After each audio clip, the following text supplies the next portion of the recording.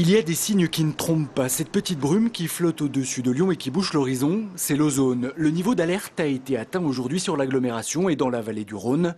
La raison, les fortes chaleurs qui se sont abattues sur la ville depuis le début de la semaine.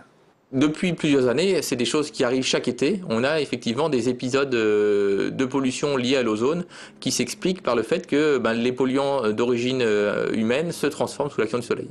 Et donc dès qu'il fait très beau, très chaud, on a un risque de formation d'ozone tant qu'il y a une activité humaine qui émet des polluants. Du coup, pour lutter, il faut essayer d'émettre moins de polluants. Et comme les principaux responsables de la formation d'ozone, ce sont les véhicules, la préfecture demande aux automobilistes de ralentir de 20 km/h sur tout type de route.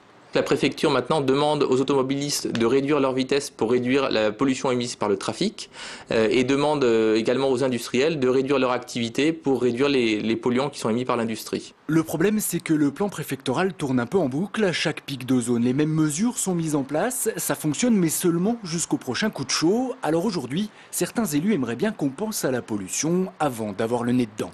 Ce qui me semble intéressant, c'est de prendre des mesures pérennes et pas des mesures ponctuelles. Par exemple, moi j'ai interpellé M. Rivalta il y a plus d'1 an en lui proposant que les jours de canicule, les jours de pollution à l'ozone, on ait un ticket quotidien à 1 euro par exemple, de manière à favoriser les transports en commun.